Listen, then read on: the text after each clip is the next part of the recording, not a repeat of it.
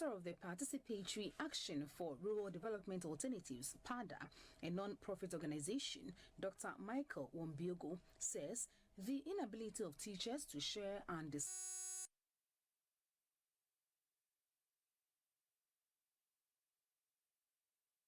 Ministry of Education and the Ghana Education Service to gag teachers affects the quality of education, especially in rural communities.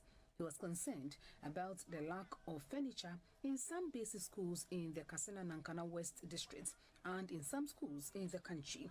His worry was that school authorities who know the negative effect of the situation on academic activities are unable to speak about it for the needed attention. The early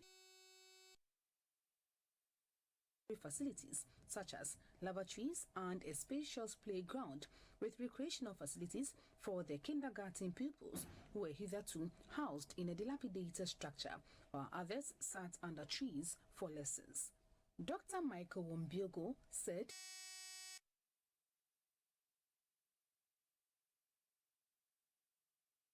Kassena-Nankana areas to ensure children in those areas had access to basic education.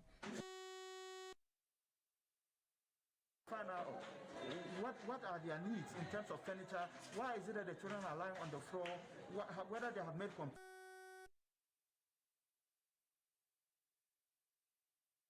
It's wrong somewhere else. And that is why we are calling on the various stakeholders for us to come together and see what we can do to benefit these children. The country manager of Children Believe, Mrs. Esinam Kavi de Souza, said the new school was one of the 6 infrastructure projects in the northern and upper east regions that the organization funded within their current fiscal year. She said for the past 3 years, CB had focused on improving early childhood development by promoting good health and nutrition with a focus on the first 1,000 days of life, positive and responsible care, security and safety of children, and providing education for early learning. The Upper East Regional Director of Education, Mr. Edward Ezure, who received the keys to the center, said most ECD centers in the region had inadequate structures and facilities to serve their purpose, and expressed gratitude to PARDA and CB for the initiative. It is not enough to enroll all our children into the facility, but we should also ensure that our children are enrolled at the right age of 4. PARDA also equipped the center with teaching and learning materials and presented 65 hand-washing facilities to schools across the Bilsa and Kassena-Nankana areas to help them fight the coronavirus.